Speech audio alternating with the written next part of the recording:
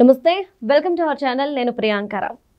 ఇక అమరావతి రాజధాని అని చెప్పేసి చంద్రబాబు నాయుడు గారు అంటే కూటమి ప్రభుత్వం చెప్తుంది.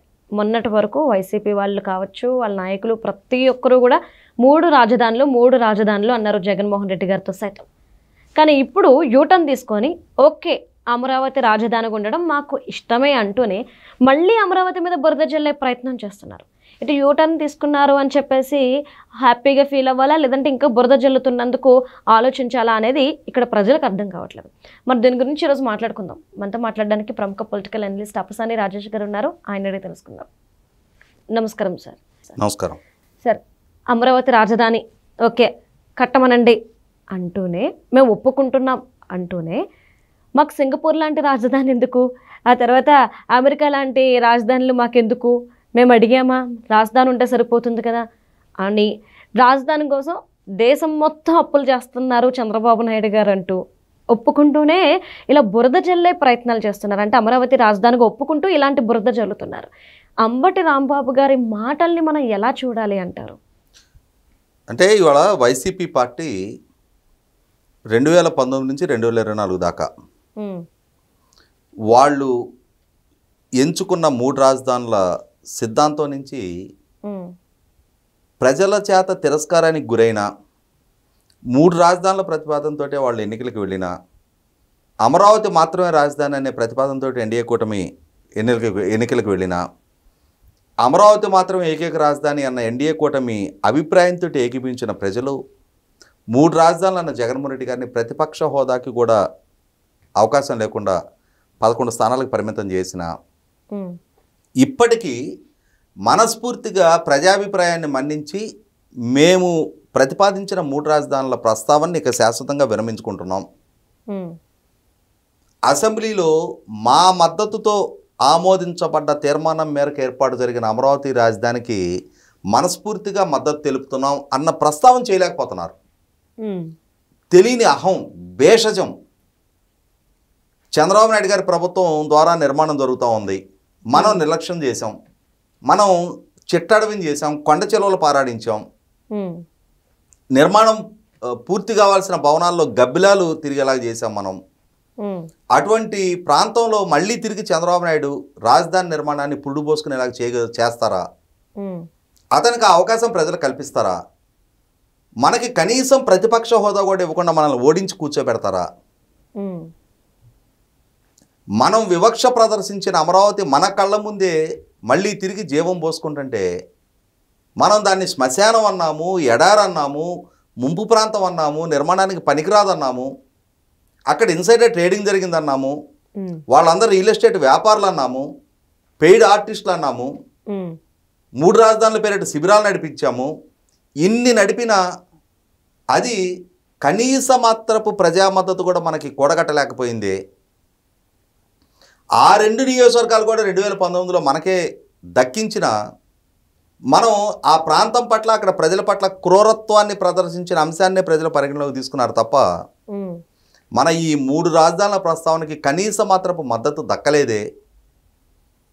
మనం ప్రతిపాదించిన మూడు రాజధానుల ప్రాంతాల్లో కూడా మనం ఘోరంగా ఓటమి చెందామే.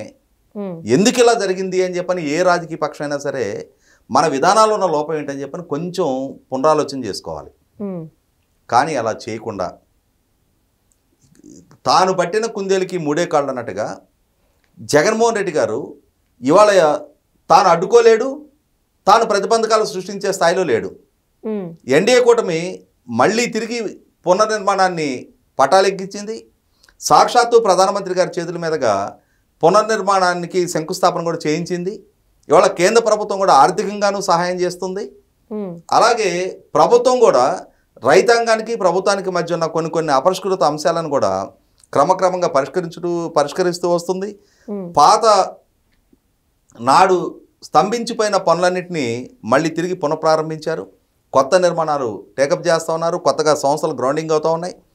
సాక్షాత్తు కేంద్ర ఆర్థిక శాఖ మంత్రి నిర్మలా సీతారామన్ గారు మొన్న 28వ తారీఖు రోజు వచ్చి ఒకేసారి 15 బ్యాంకులు అలాగే ఆర్థిక సంస్థలకి ఏకకాలంలో శంకుస్థాపన కూడా చేశారు.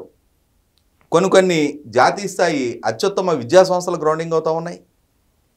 ఇటువంటి పరిస్థితుల్లో వీటిని చూసి తట్టుకోలేకపోతూ ఉన్నారు.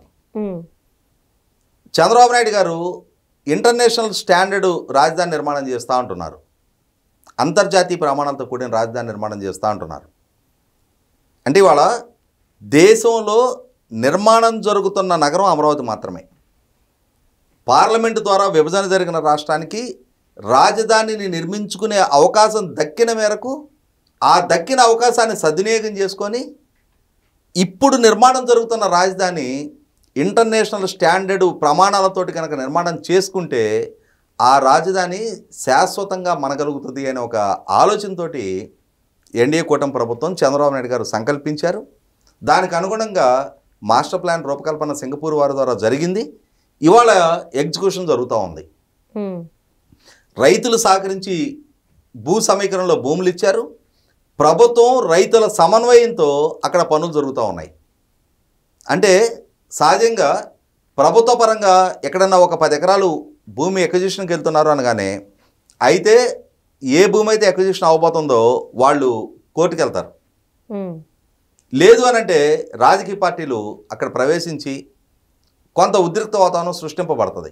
ధర్నాలు, ఆందోళనలు, అంటే ఎటువంటి వివాదాస్పద వ్యవహారాలు లేకుండా సానుకూల దృక్పథంతో రైతులు స్పందించడం, ప్రభుత్వం కూడా అంతే సానుకూలతోటి ఆ భూముల సమీకరణ తీసుకోవటం, రైతాంగం ప్రభుత్వం మధ్య ఈ ఇచ్చిపుచ్చుకునే సమన్వయాన్ని చూసి తట్టుకోలేకపోతూ ఉన్నారు. ఉమ్, ఈ నేపథ్యంలో పూర్తి స్థాయిలో మళ్ళీ మూడు రాజధానుల గురించి చెప్పలేరు. అలా అని చెప్పని చంద్రబాబు నాయుడు గారి ద్వారా నిర్మాణం జరుగుతున్న ఈ అమరావతి రాజధానికి మా విధానాలు మార్చుకున్నాం, మేము పూర్తి స్థాయిలో అమరావతికి మద్దతు తెలుపుతున్నామని చెప్పని చెప్పలేరు. మనకి చెప్తారు కదా, చూపించకుండా, కనిపించకుండా, వినిపించకుండా. ఈ మధ్యకాలంలో వేటు న్యూస్ వాళ్ళది ఒక సెమినార్ లాంటిది జరిగింది అమరావతిలో. దానికి హాజరైన నాటి ప్రభుత్వ సలహాదారుడు, నేడు వైసీపీ ప్రధాన కార్యదర్శి సజ్జల రామకృష్ణారెడ్డి గారు ఆ రోజు మా విధానాలని మార్చుకుంటున్నాము అన్నట్టుగా చెప్పారు. కానీ పూర్తి స్థాయిలో అమరావతి రాజధాని ప్రతిపాదనకు ఆమోదం తెలుపుతున్నాం అన్న ప్రకటన చేయలేకపోయారు. అంటే ఒక రకమైన కన్ఫ్యూజన్లో, ఫాల్స్ ఇగోతో, అంటే అలా ప్రకటిస్తే మా ప్రెస్టేజ్కి భంగం అనుకుంటున్నారు. అంతే తప్ప ప్రజల అభీష్టం మేరకు, ప్రజలు ఈ విధమైన తీర్పు ఇచ్చిన మేరకు ప్రజాభీష్టాన్ని మన్నించి గౌరవించి ప్రజాస్వామ్యంలో ప్రజల చేత ప్రజల కోసం ప్రాతినిధ్యం వహిస్తున్న రాజకీయ పక్షంగా మేము కూడా ప్రజాభిప్రాయానికి విలువించి అమరావతికే మా మద్దతు కూడా ప్రకటిస్తున్నామని చెప్పని కనుక ఎటువంటి భేషాలు లేకుండా ప్రకటిస్తే వాళ్ళ విలువే పెరుగుద్ది, వాళ్ళ విలువ తగ్గదు. కానీ జగన్మోహన్ రెడ్డి గారి అహం అడ్డుపడతా ఉంది.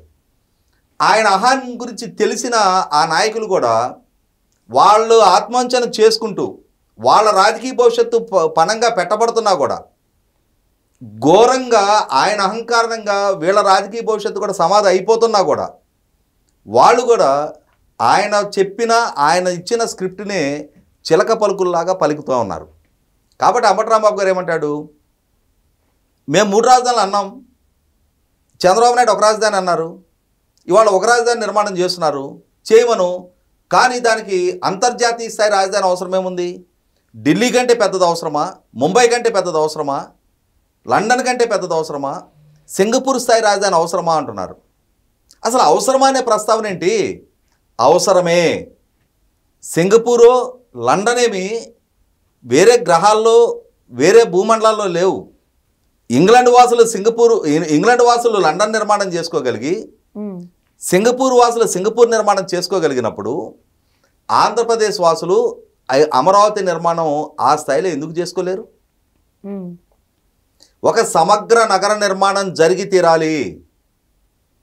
ఇవాళ 7.5 దశాబ్దాలుగా కొన్నాళ్ళు తమిళనాడులో అంతర్భాగంగా, మెడ్రాసు ప్రావిన్సులు, తర్వాత మెడ్రాసు రాష్ట్రం, తర్వాత ఆంధ్రప్రదేశ్ రాష్ట్రంలో తెలంగాణతో కలిపి హైదరాబాద్ రాజధానిగా కొనసాగి 2014లో రాష్ట్ర ప్రజల అభీష్టానికి భిన్నంగా పార్లమెంటు తీసుకున్న నిర్ణయానికి అనుగుణంగా ఒక రాష్ట్ర విభజన జరిగినప్పుడు, రాజధాని నిర్మాణం చేసుకోవాల్సిన అవసరం ఏర్పడినప్పుడు విద్యా వైద్యం ఉపాధికి నేటికి కోట్లాది మంది ప్రజలు పక్క రాష్ట్రాల మీద ఆధారపడుతూ ఉన్నప్పుడు, ఇవాళ ఉపాధి రీత్యా యువత గ్రామాల నుంచి వలసెళ్ళిపోతూ ఇవాళ గ్రామాలు వృద్ధాశ్రమాలుగా మిగిలిపోతూ ఉన్నప్పుడు, స్థానికంగానే యువతకు ఉపాధి కల్పన సాధించుకునే విధంగా, మెరుగైన విద్యా అవకాశాలు దక్కే విధంగా, మెరుగైన వైద్య సౌకర్యాలు అందుబాటులో ఉండే విధంగా ఒక సమగ్ర నగర నిర్మాణం చేసుకుంటే వచ్చే నష్టమేంటి? ఇవాళ మన చుట్టూ ఉన్న 3 రాష్ట్రాలు అభివృద్ధి చెంది ఇవాళ పర్ క్యాపిటల్ ఇన్కమ్ పరంగా దక్షిణాదిలోనే ఇవాళ ఉన్నత స్థానంలో ఉన్న తమిళనాడు అయినా, కర్ణాటక అయినా, తెలంగాణ అయినా ఆయా రాష్ట్రాల బడ్జెట్ని సపోర్ట్ చేస్తూ ఉంది. తమిళనాడుకి ఒక చెన్నైతో పాటుగా తమిళనాడులో కోయంబత్తూరు, సేలం, మదురై లాంటి మిగిలిన నగరాలు కూడా అభివృద్ధి చెందున్నాయి. తూత్తుకుడి లాంటి ట్యూటికోరిన్ అంటారు, అక్కడ కూడా పోర్టు బేస్డ్ అభివృద్ధి అక్కడ కూడా జరుగుతూ ఉంది. కర్ణాటకలో బెంగళూరు లాంటి ఒక సమగ్ర నగరం ఇవాళ బెంగళూరుకు ఒక వరంలా ఉంది. హైదరాబాదు తెలంగాణకు ఒక ఆదాయ వనరుగా, సంపద సృష్టికారకంగా, ఉపాధి కల్పనకి ఒక స్వర్గధామంగా ఉంది. అటువంటి నగరాల నడుమ ఆంధ్రప్రదేశ్ రాష్ట్ర యువత భవిష్యత్తును దృష్టిలో ఉంచుకొని, ఆంధ్రప్రదేశ్ రాష్ట్ర భవిష్యత్తును దృష్టిలో ఉంచుకొని 5 కోట్ల మంది ప్రజల భవిష్యత్తుకి అనుగుణంగా ఆంధ్రప్రదేశ్లో కూడా ఒక సమగ్ర నగర నిర్మాణం జరిగితే వచ్చే నష్టమేంటి అంబటి రాంబాబు గారు? ఇవాళ ఈ విమర్శలు చేస్తున్న ఈ నాయకులకి అందరికీ తెలుసు, తాము చేస్తున్న ఈ విమర్శలు అర్ధరహితం, అవగాహన రాహిత్యం, అసంబద్ధం, అనాలోచితం అని చెప్పని. అయినా సరే తమ పార్టీ, తమ నాయకుడి ఎజెండాకు అనుగుణంగా వ్యవహరించి తీరాల్సిన దుస్థితిలో ఆ పార్టీలో వాళ్ళు కొనసాగుతున్నారు. కాబట్టి ఆత్మవంచన చేసుకుని ఈ స్టేట్మెంట్లు ఇస్తూ ఉన్నారు. లేకుంటే గుంటూరు జిల్లా సత్తెనపల్లి నుంచి ప్రాతినిధ్యం వహించిన అంబటి రాంబాబు గారికి గుంటూరు జిల్లాలో అమరావతి లాంటి ఒక నగరం అద్భుతంగా అభివృద్ధి చెంది విస్తరిస్తే ఆ అభివృద్ధి ఫలాలు తన నియోజకవర్గం వరకు వ్యాపిస్తాయి అనేది తెలియనంతటి అమాయకుడు కాదు ఆయన. అయినా సరే ఆ పార్టీలో ఆ నాయకుడి నాయకత్వం కొనసాగుతూ ఉన్నప్పుడు ఆత్మవంచన చేసుకొనే బతకాలి అనే పరిస్థితులు వాళ్ళు రిలీజ్ కావట్లా. కానీ వాళ్ళ దుస్థితి ప్రజలకు అర్థమవుతూ ఉంది. ఇవాళ అంబటి రాంబాబు గారికి 3 కుమార్తెలు ఉన్నారు. మరి వాళ్ళు ఉపాధి రీత్యా విదేశాల్లో స్థిరపడ్డారు. అదే రాష్ట్రంలోనే ఇవాళ ఒక సమగ్ర నగర నిర్మాణం జరిగి ఇక్కడే మెరుగైన ఉపాధి అవకాశాలు కనుక దక్కినప్పుడు, బెటర్ లెవబుల్ స్టాండర్డ్స్ తోటి ఆంధ్రప్రదేశ్ రాష్ట్రంలోనే అటువంటి ఉపాధి అవకాశాలు కనుక దక్కినప్పుడు ఇవాళ అంబటి రాంబాబు గారు లాంటి తండ్రులు లక్షలాదిగా ఆంధ్రప్రదేశ్ రాష్ట్రంలో తమ బిడ్డలు దూరం అయ్యి తాము ఒంటరిగా నివసిస్తూ ఉన్నారు. ఇవాళ ఆ పరిస్థితుల నుంచి నివారించబడతాయి కదా, రాష్ట్రంలో ఉపాధి అవకాశాలు దక్కుతాయి కదా. ఈ వలసలు నివారించబడితే మళ్ళీ తిరిగి గ్రామసీమలు కలకలాడతాయి కదా. ఆ మాత్రపు అవగాహన ఆయనకి లేదా? ఉంది. కానీ ఆత్మవంచన చేసుకు బతకాల్సిన దుస్థితిలో ఆ పార్టీలో ఉన్న నాయకత్వం మొత్తం కూడా ఒక సంక్షోభ పరిస్థితిలో వాళ్ళు ఎదురుస్తూ ఉన్నారు. Okay, right. Thank you so much sir.